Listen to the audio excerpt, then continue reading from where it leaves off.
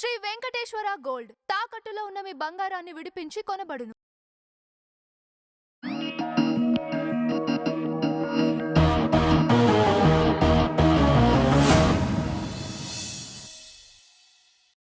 ఇక్కడ ఉన్న పిల్లల్ని ఒక ప్రశ్న అడగాలనుకుంటున్నా.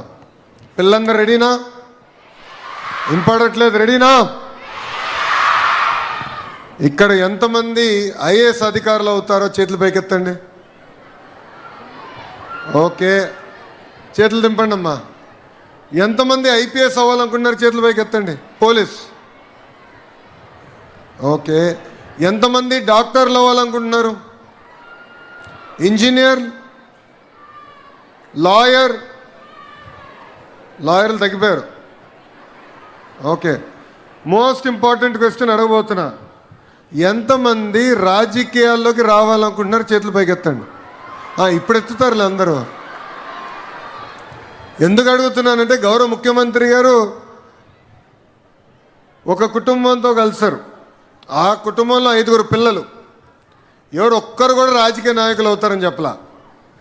గౌరవ ముఖ్యమంత్రి గారు పక్కన కూర్చొని కూడా అందరూ ఐఏఎస్ అధికారి అవుతాం, ఐపీఎస్ అధికారి అవుతాం అని చెప్పారు తప్ప ఒక్కరు కూడా రాజకీయాల్లోకి వస్తారని చెప్పలేదు. సో తల్లిదండ్రులు కూడా కోరుతున్నా, బాగా చదివిన వారు కూడా రాజకీయాల్లోకి రావాల్సిన అవసరం ఉంది. సమాజంలో ఏ మార్పు అయితే మనం ఆశిస్తామో అది రాజకీయాల ద్వారా మార్పు మనం సాధించగలుగుతామని ఈ సభాముఖంగా ఇక్కడున్న తల్లిదండ్రులందరికీ నేను తెలియజేస్తున్నా. వేదికమైన గౌరవ ముఖ్యమంత్రి శ్రీ నారా చంద్రబాబు నాయుడు గారికి, గౌరవ శాసనసభ్యురాలు మిర్యాల శిరీష గారికి, అదేవిధంగా విద్యాశాఖ అధికారులకు, ఉపాధ్యాయులకు, తల్లిదండ్రులకు, విద్యార్థులందరికీ నా హృదయపూర్వక నమస్కారాలు. అందరికీ జాన్ జోర్, అందర్ సాయి మిందిరా. మన ఇంట్లో కొడుకైనా కూతురైనా మొదటిసారి పాఠశాలలకు వెళ్ళినప్పుడు ఒక పక్కన ఆనందం ఉంటుంది, ఇంకో పక్కన ఆందోళన కూడా ఉంటుంది. మనందరికీ ఒకటి ఉంటుంది, నా బిడ్డ బాగా చదవాలి, దేశానికి ప్రయోజకులుగా మారాలన్న కోరిక మనందరి గుండెల్లో ఉంటుంది. ఆ కార్యక్రమాన్ని, ఆ కళను నిజం చేసేదానికే ఈరోజు మెగా పేరెంట్ టీచర్ మీటింగ్ ప్రభుత్వం అధికారికంగా నిర్వహించడం జరుగుతుంది. ఇక్కడనే కాదు, 43,000 పాఠశాలల్లో లక్షలాది మంది తల్లిదండ్రులు, పిల్లలు, ఉపాధ్యాయులు కలిసికట్టుగా కూర్చుని మన పిల్లలు ఎక్కడ చదువుతున్నారు, ఏం చదువుతున్నారు, రాబోయే రోజుల్లో ఏం సాధించాలనుకుంటున్నారో చర్చించేదానికే ఒక అద్భుతమైన వేదిక ఈ మెగా పేరెంట్ టీచర్ మీటింగ్. నేను విద్యాశాఖ మార్చులైనప్పుడు గౌరవ ముఖ్యమంత్రి గారు ఒకే ఒక హామీ ఇచ్చా.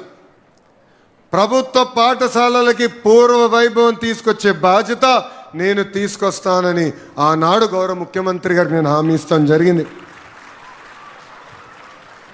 దాంట్లో భాగంగా ఈరోజు మనం 2వ అడుగు వేస్తున్నాం. ఈ ప్రయాణం కేవలం ఒక లోకేష్ వల్లనే సాధ్యం కాదు.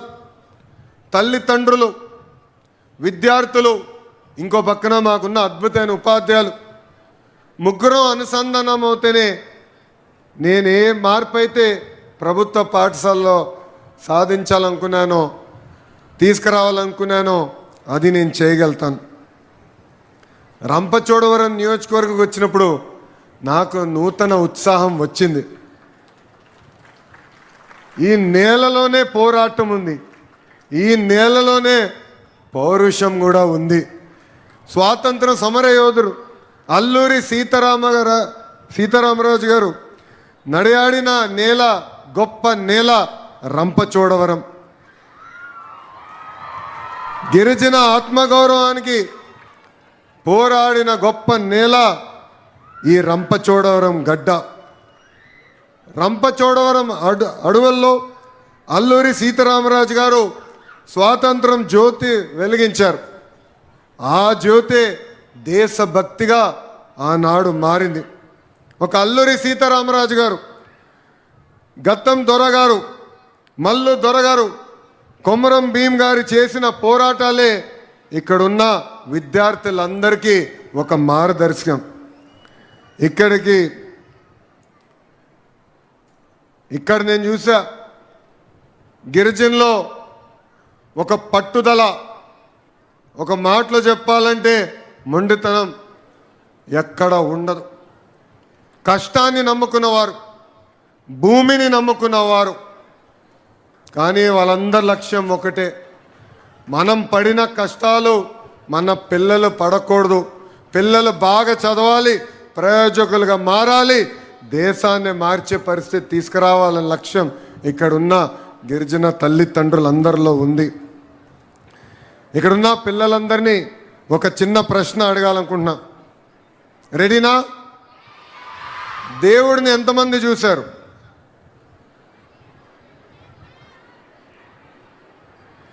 చూడకపోయినా మనం దేవుడు నమ్ముతున్నాం కదా.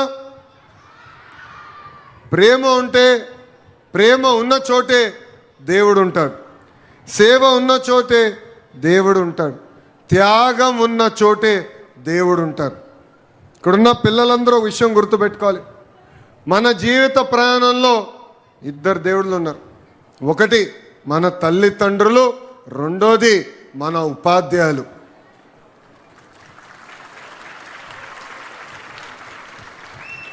ఈరోజు తల్లికి వందనం కార్యక్రమం కేవలం ఒక సంక్షేమ కార్యక్రమం మాత్రమే కాదు.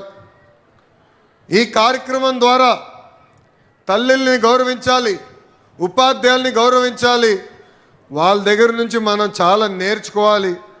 వీళ్ళందరినీ అనుసంధానం చేసేదానికే ఈ కార్యక్రమం మనం చేశాం. అందుకే తల్లిల ఆశీస్సులు ఎప్పుడు మనకు ఉండాలి, గురువుల ఆశీస్సులు ఉంటే భవిష్యత్తు కూడా చాలా బాగుంటుందని ఈ సభాముఖంగా పిల్లలందరికీ తెలియజేస్తున్నాం. ఇక్కడ మనందరూ తెలుసు, డాక్టర్ ఏపీజే అబ్దుల్ కలాం గారు రాష్ట్రపతిగా దేశాన్ని ముందలు తీసుకెళ్ళిన గొప్ప వ్యక్తి. ఆయన ఒక సాధారణ కుటుంబంలో జన్మించిన వ్యక్తి. కానీ ఆయన ప్రభుత్వ పాఠశాలలో చదివినప్పుడు ఆయన గురువు సుబ్రహ్మణ్య అయ్యర్ గారు పక్షులు ఎలా ఎగురుతాయని కేవలం క్లాస్ రూమ్లో చెప్తమే కాదు, సముద్రం దగ్గరికి వెళ్ళి ఆయన చూపించారు.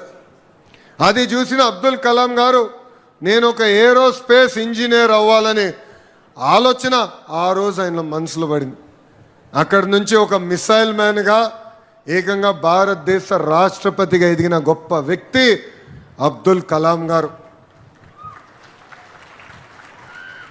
ఆయన ఎంతోమంది అడిగారు ఈ స్థాయికి వచ్చిన కారణం ఏంటి, ఎవరు ఆశీస్సులతో మీరు ఈ స్థాయిలో ఉన్నారంటే, ఒక పక్కన మా తల్లి, ఇంకో పక్కన మా ఉపాధ్యాయుల వారిని నేను ఈరోజు ఈ స్థాయికి వచ్చానని చెప్పిన గొప్ప వ్యక్తి ఏపీజే అబ్దుల్ కలాం గారు.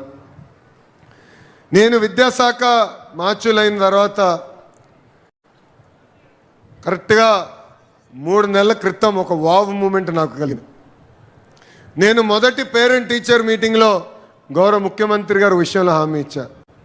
సార్ ఈరోజు పేపర్లు ఎప్పుడు చూసినా లేదంటే టీవీ ఛానల్లో ఎప్పుడు తిప్పినా ఏకంగా 1, 1, 2, 2, 3, 3 అని ర్యాంకులు వస్తాయి. అది కేవలం ప్రైవేట్ పాఠశాలలకే వస్తున్నాయి. నాకు 2 సంవత్సరాలు ఇవ్వండి, ప్రభుత్వ పాఠశాలలు కూడా అంత అద్భుతమైన ర్యాంకులు నేను తీసుకొస్తా, ఆ పిల్లల ఫోటోలు నేను పేపర్లో వేస్తానని చెప్తాను జరిగింది. ఈరోజు ఈ వేదిక నుంచి గౌరవ ముఖ్యమంత్రి గారికి నేను తెలియజేస్తున్నాను.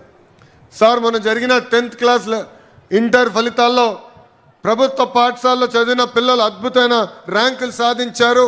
ఆంధ్ర రాష్ట్ర చరిత్రలో ఎప్పుడు లేని విధంగా ప్రభుత్వమే పేపర్ యాడ్ ఆ పిల్లల ఫోటోలు వేయించి ఎక్కడ కానీ గౌరవ ముఖ్యమంత్రి గారి ఫోటో కానివ్వండి, మంత్రి గారి ఫోటో కానివ్వండి, ఎవరు ఫోటోలు లేకుండా అద్భుతంగా యాడ్ వేసి ప్రభుత్వ పాఠశాలలకు ఉన్న గౌరవాన్ని కూడా ప్రభుత్వం పెంచింది. ఈ విజయం కేవలం ప్రభుత్వాన్ని మాత్రమే కాదు, ఇక్కడ తల్లిదండ్రులు పిల్లల కష్టం చాలా చాలా ఉందని ఈ సభాముఖంగా తెలియజేస్తున్నా. ఆ రోజు యాడ్ చూస్తే నాకు నిజంగా కిక్ వచ్చింది, ఒక బాధ్యత కూడా నాకు పెరిగింది. ఇంకా మార్పులు తీసుకురావాలి, విద్యా వ్యవస్థని పటిష్టంగా ముందరికి నడిపించే లక్ష్యంతో మేము అనేక అడుగులు వేస్తున్నాం. అందుకే ఇక్కడున్న పిల్లలందరికీ చెప్తున్నా, మీకు మంచి మార్కులు వస్తే నాకు మంచి మార్కులు వచ్చినట్టు. మీరు ఎగ్జామ్స్లో పొరపాటున దారి తప్పితే గౌరవ ముఖ్యమంత్రి గారు నాకు దెబ్బలేస్తారు, నన్ను వదిలిపెట్టరు. సో దేర్ఫోర్ నా భవిష్యత్తు మీ బాధ్యత అని ఈ సభాముఖంగా పిల్లలందరికీ నేను తెలియజేస్తున్నా. విలువలో కూడిన విద్య చాలా చాలా అవసరం. విలువలు లేని వికసిత్ భారత్ కాదని నేను భావిస్తున్నా. అందుకే చాగంటి కోటేశ్వరరావు గారిని ఏకంగా క్యాబినెట్ ర్యాంక్ ఇచ్చి అడ్వైజర్గా గౌరవ ముఖ్యమంత్రి గారు నియమించారు. విలువలకు సంబంధించిన పుస్తకాలు ఏదైతే రూపొందించారో ఆ పుస్తకాలు ఈరోజు ప్రభుత్వం ప్రింట్ చేసి పిల్లలకి అందిస్తమే కాదు, ప్రతి సాటర్డే పిల్లలతో ఆ పుస్తకాలు చదివిస్తాం జరిగింది. చాగంటి కోటేశ్వరరావు గారు ప్రవచనలు కూడా చేస్తారు. దాంట్లో ఒక ప్రవచనకి వెళ్ళా, ఆయన ఒక అద్భుతమైన మాట చెప్పారు. తల్లికి చెప్పలేని పని చేయొద్దని. తల్లికి చెప్పలేని పని చేయదు. చాలా సింపుల్గా అనిపించవచ్చు, కానీ ఎంత పవర్ఫుల్ స్టేట్మెంటో నాకు అర్థమైంది. అందుకే విలువల కూడిన విద్య చాలా ఉండాలని ఈ పుస్తకాలు రూపొందించి మన పిల్లలకి గౌరవ ముఖ్యమంత్రి గారు అందిస్తాం జరిగింది. ఇంతేకాదు, మహిళల్ని గౌరవించాలనేది ఇంట్లో మొదలవ్వాలి. తెలుగు వాడక భాషలో మహిళల్ని కించపరిచే విధంగా కొన్ని పదాలు వాడతాం. గాజులు తొడుక్కున్నావా, చీర కట్టుకున్నావా, అమ్మాయిలాగా ఏడవదన్న పదాలు వాడతారు. అది మనం వాడకూడదు. ఆ మార్పు అనేది మన సొంత ఇంటి నుంచి మొదలవ్వాలి. అందుకే ఇక్కడున్న తల్లిదండ్రులందరినీ నేను కోరుతున్నాను, ఇది మన ఇంటి నుంచి మొదలు పెడదాం. ప్రభుత్వం పరంగా మేము ముందరికి ఇది విధానం తీసుకెళ్తున్నాం. ఇన్ఫ్యాక్ట్ ఇచ్చే పుస్తకాల్లో కూడా 1వ తరగతిన 2వ తరగతిన మనం ఇచ్చే పుస్తకాలలో మీరు అవి చూస్తే ఇంటి పనులు గతంలో మహిళలు చేసేవి ఉండే. కూటమి ప్రభుత్వ అధికారంలోకి వచ్చిన తర్వాత 50% చేశాం. అంటే ఫోటోల్లో 50% ఇంటి పనులు మగవాళ్ళు చేసే ఉన్నాయి, 50% ఫోటోలు మహిళలు ఇంటి పనులు చేసే ఉన్నాయి. అంటే మార్పు టెక్స్ట్ బుక్స్ దగ్గర నుంచి మన ఇంటి నుంచి మొదలవ్వాలని ఈ సభాముఖంగా నేను మిమ్మల్ని అందరినీ కోరటం జరుగుతుంది. నేను మీ అందరు తెలుసు, ఒక యువగలం పాదయాత్ర చేశా. రాయలసీమలో నేను పాదయాత్ర చేసినప్పుడు చాలామంది తల్లులు వచ్చి నన్ను కలిశారు. అయ్యా, ఆర్థిక సహాయం ఏదైతే మీరు చేస్తున్నారో ఇంట్లో ఎంతమంది పిల్లలుంటే అంతమంది పిల్లలకి అందించండి, లేదంటే మా కూతుర్ని ఇంట్లో పెట్టుకుని అబ్బాయిని చదివించే పరిస్థితి వస్తుందని. అది మన గౌరవ ముఖ్యమంత్రి గారు తెలియజేసిన వెంటనే తల్లికి వందనం కార్యక్రమం చేపడదాం. ఇంట్లో ఎంతమంది బిడ్డలుంటే అంతమంది బిడ్డలకి ఆర్థిక సహాయం అందిద్దామని చెప్తాం జరిగింది. ఈరోజు మీరు చూస్తే 2025న 67,27,000 మంది తల్లుల అకౌంట్లో మనం ఈ తల్లికి వందనం డబ్బులు జమ చేస్తాం జరిగింది. అంతేకాకుండా 2026కి వచ్చేగల 67,47,000 అకౌంట్లో ఈరోజు సుమారుగా 10,000 కోట్ల రూపాయలు ప్రజాప్రభుత్వం తల్లుల అకౌంట్లో జమ చేస్తాం జరిగింది. స్వామి వివేకానంద గారు ఒక మంచి మాట చెప్పారు, arise, awake and stop until the goal is not reached. ఒక లక్ష్యం పెట్టుకోవాలి, ఆ లక్ష్యం సాధించే వరకు మనం నిద్రపోకూడదు. ప్రభుత్వ పాఠశాలలో మార్పు తీసుకెళ్ళ లక్ష్యం నేను పెట్టుకున్నా. తల్లుల్ని, పిల్లల్ని, ఉపాధ్యాయుల్ని అనుసంధానం చేసేదానికే లీప్ యాప్ కూడా తీసుకొస్తాం జరిగింది. ఇక్కడున్న తల్లిదండ్రులు అడుగుతున్నా, లీప్ యాప్ డౌన్లోడ్ చేసిన వాళ్ళందరి చేతిలో ఒకసారి పైకెత్తండి. ఇంకా కొంతమంది డౌన్లోడ్ చేసుకోవాల్సిన అవసరం ఉంది. దయచేసి ఏ యాప్ డౌన్లోడ్ చేసుకోండి. మీ పిల్లలు ఆ రోజు స్కూల్కి వచ్చారా లేదా, ఏం నేర్చుకున్నారు, ఏ టీచర్ ఏ సబ్జెక్ట్ మన పిల్లలకి నేర్పిస్తున్నారు అనేది క్లియర్గా మీకు ఈ యాప్ ద్వారా తెలియజేస్తాం జరుగుతుంది. అందుకే తల్లిదండ్రులందరినీ మళ్ళీ కోరుతున్నా, దయచేసి ఈ లీప్ యాప్ డౌన్లోడ్ చేసుకుని మీ పిల్లల విద్యలో మీరు కూడా భాగస్వామ్యం అవ్వండి అని నేను కోరుకుంటున్నా. అంతేకాకుండా 1 క్లాస్ 1 టీచర్ విధానం మేము చేపట్టాం. 10,000 పాఠశాలల్లో ఈరోజు 1 క్లాస్ 1 టీచర్ ఉన్నారు. మన ప్రభుత్వ అధికారంలోకి వచ్చిన తర్వాత 16,000 టీచర్ పోస్టులు భర్తీ చేశాం. ఈ సంవత్సరం కూడా డిఎస్సి ద్వారా ఇంకొక 3,000 టీచర్ పోస్టులు కూడా మన ప్రభుత్వం భర్తీ చేయబోతుంది. బుక్స్ దగ్గర నుంచి స్కూల్స్ వరకు రాజకీయాలకి దూరంగా పెట్టాం. మన పిల్లలకి ఇస్తున్న ప్రతి పుస్తకం పైన కానివ్వండి, బెల్ట్ల పైన కానివ్వండి, ఎక్కడ గౌరవ ముఖ్యమంత్రి గారి ఫోటో కానివ్వండి, గౌరవ ముఖ్యమంత్రి గారి పేరు కానివ్వండి, లేదంటే నా పేరు కానీ లేదు. రాజకీయాలు ఆ గేట్ బయటే ఉండాలని బలంగా నమ్మే వ్యక్తిని నేను. అంతేకాకుండా ఉపాధ్యాయులు ఇబ్బంది పడకుండా వాళ్ళ కోసం ప్రత్యేకంగా ఒక టీచర్ ట్రాన్స్ఫర్ యాక్ట్ తీసుకొచ్చాం. డొక్కా సీతమ్మ గారి పేరుతో మధ్యాహ్న భోజనం పథకాన్ని మెరుగుపరిచాం. ఈరోజు మన పిల్లలకి సన్న బియ్యం ద్వారా అన్నం కూడా ప్రభుత్వం అందజేస్తుంది. ఇంకో పక్కన స్మార్ట్ కిచెన్స్ ఏర్పాటు చేస్తున్నాం. స్టూడెంట్ కిట్స్ అందజేసాం. సాటర్డేని నో బ్యాక్ డేగా అమలు చేస్తున్నాం. ప్యాసివ్ లెర్నింగ్ నుంచి యాక్టివ్ లెర్నర్స్గా పిల్లల్ని తయారు చేసడానికి 9th క్లాస్లో క్లిక్కర్ టెక్నాలజీ అమలు చేశాం. ఇప్పుడే గౌరవ ముఖ్యమంత్రి గారు కూడా ఆ టెక్నాలజీ చూస్తాం జరిగింది. ఏ కాన్సెప్ట్లో మన పిల్లలు వీక్గా ఉన్నారో మీ ఫోన్కి నేరుగా అది ఆ వివరాలు వస్తాయి, సంబంధించిన వీడియోలు కూడా వస్తాయి. సో పిల్లలు ఇంటికి వచ్చిన తర్వాత వీడియోలు చూసి ఏకంగా హోంవర్క్ చేసే మార్గం కూడా ప్రజాప్రభుత్వం అందజేస్తుంది. ఇంతేకాకుండా ఇంటర్ విద్యార్థులకి స్టూడెంట్ కిట్, మధ్యాహ్నం భోజనం, ఇప్పుడే తమ్ముడు చెప్పినట్లు డ్రగ్స్ వద్దు బ్రో అన్న కార్యక్రమాన్ని కూడా మన ప్రభుత్వం శ్రీకారం చుట్టింది. ఇక్కడున్న తల్లిదండ్రులను ఒక విషయం కోరుతున్నాం. డ్రగ్స్ కేవలం ఆరోగ్యానికి హానికరం కాదు. డ్రగ్స్ అనేది ఒక కుటుంబాన్ని నాశనం చేస్తుంది, ఒక తరాన్ని నాశనం చేస్తుంది. పొరపాటున మన పిల్లలు ఎవరో ఒత్తిడి ద్వారా సేవిస్తే ఇమ్మీడియట్గా మేడం గారికి, టీచర్ గారికి, హెచ్ఎం గారికి తెలియజేయండి. ఎందుకంటే అనేక మార్గాలు ఉన్నాయి. డీఎడిక్షన్ అవ్వచ్చు, కౌన్సిలింగ్ అవ్వచ్చు, ఇవన్నీ ప్రభుత్వం రూపొందించింది. మనందరం చూసాం డ్రగ్స్ వల్ల పంజాబ్ అన్న రాష్ట్రం ఎంత నాశనమైందో. అలాంటి పరిస్థితి ఆంధ్ర రాష్ట్రానికి రాకూడదన్న ఒక ప్రక్రియ మేము తీసుకున్నాం. అందుకే డ్రగ్స్ వద్దు బ్రో అన్న క్యాంపెయిన్కి మేము శ్రీకారం చుట్టాం. దాంట్లో ఇక్కడున్న తల్లిదండ్రులందరూ కూడా భాగస్వామ్యం అవ్వాలని ఈ సభాముఖంగా కోరుకుంటున్నా. గౌరవ ముఖ్యమంత్రి గారు విషయం తెలియజేయదలుచుకున్నా. సార్ మీరు ఎప్పుడు పోటీ పడమంటారు? నన్ను ఒకటే విషయం అడిగారు.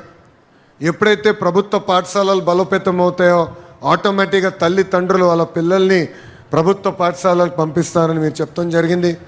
గడిచిన 2 సంవత్సరాలు మీ నాయకత్వంలో మనం తీసుకొచ్చిన సంస్కరణల ద్వారా ఈరోజు నేను గర్వంగా చెప్తున్నా, 1,10,000 మంది విద్యార్థులు ప్రైవేట్ పాఠశాల నుంచి ప్రభుత్వ పాఠశాలలకి వస్తాం జరిగింది. అంతేకాదు కొన్ని ప్రభుత్వ పాఠశాలల బయట నో అడ్మిషన్ బోర్డు పెట్టే రోజులు వచ్చేసినాయి. నా సొంత నియోజకవర్గం మంగళగిరిలో నిడమర్లో ఒక అద్భుతమైన పాఠశాల ఉంది. దాని ఒక ఇంటర్నేషనల్ స్కూల్గా తయారు చేశాం. మొన్న నేను మంగళగిరిలో ఒక కార్యక్రమానికి వెళ్తే ఒక తల్లి వచ్చింది, నాతో గొడవ పెట్టుకుంటుంది. నాకు ఒక కూతురు ఉంది, కూతురికి నువ్వు అడ్మిషన్ ఇవ్వాలని. సహజంగా అందరూ ఏమనుకుంటాం, ఏదో ప్రైవేట్ స్కూల్లో అడ్మిషన్ అడిగిందేమో అనుకుంటాం. కానీ తిరిగి చూస్తే నిడమరు స్కూల్లోనే అడ్మిషన్ కావాలని. అప్పుడు ఆ తల్లికి చెప్పా, హెచ్ఎం గారు చాలా స్ట్రిక్ట్ మేడం, నేను చెప్తే కూడా ఇందు మీ పాప ఎగ్జామ్ రాయాల్సిందే, ఎగ్జామ్లో క్వాలిఫై అవుతేనే హెచ్ఎం గారు తీసుకుంటారని చెప్తాం జరిగింది. సో ఈ లీప్ స్కూల్ అనేది ప్రతి నియోజకవర్గానికి ఒకటి తీసుకురావాలనే లక్ష్యంతో ప్రభుత్వం అడుగులేస్తుందని ఈ సభాముఖం మీ అందరికీ నేను తెలియజేస్తున్నా. అంటే ఎప్పుడు లేని విధంగా ప్రభుత్వ పాఠశాలలో ఉన్న సీట్లకి డిమాండ్ పెరిగే రోజులు వచ్చినాయి. అందుకే నా 2 అడుగులే వేసాం. ఇంకా చేయాల్సిన అనేక కార్యక్రమాలు ఉన్నాయి. అన్నీ చేసేసామని మేము చెప్పట్లేదు. దారి తప్పిన విద్యా వ్యవస్థని సరైన దారిలో పెట్టేదానికి అహర్నిశలు మేమందరం పని చేస్తున్నాం. చివరిగా నేను ఇక్కడ పిల్లలందరూ కూడా కోరేది ఒక్కటే, తల్లిదండ్రులు చెప్పింది మనం ఎప్పుడు వినాలి. ఉపాధ్యాయులు ఏదైతే మార్గం మనకు చూపిస్తారో అది మనం పాటించాలి, వాళ్ళని గౌరవించాలి, వాళ్ళ ఆశీస్సులు తీసుకుని మనం ముందరికి నడవాలని ఈ సభాముఖం మిమ్మల్ని అందరినీ కోరుకుంటూ, పిల్లలకి మనం ఆస్తులు ఇవ్వకపోయినా పర్వాలేదు కానీ మంచి విద్య అందించాలి. పెద్ద పెద్ద భవనాలు కట్టలేకపోయినా పర్వాలేదు కానీ పెద్ద కళలు కంఠం నేర్పించాలి. డబ్బులు ఇవ్వలేకపోయినా పర్వాలేదు కానీ ధైర్యం ఇవ్వాల్సిన బాధ్యత ఇక్కడున్న తల్లిదండ్రులపైన ఉపాధ్యాయులపైన ఉందని ఈ సభాముఖం మీ అందరికీ తెలియజేసుకుంటూ, మన గిరిజన ప్రాంతంలో సుమారుగా 200 ప్రభుత్వ పాఠశాలలకి సొంత భవనాలు లేవు. ఇంకో పక్కన రేకుల షెడ్ల కిందనో లేదంటే సింపుల్గా ఒక హట్ లాగా వేసి అక్కడ పాఠాలు చెప్పే పరిస్థితి, లేదంటే చెట్టుల కింద పాఠాలు చెప్పే పరిస్థితి.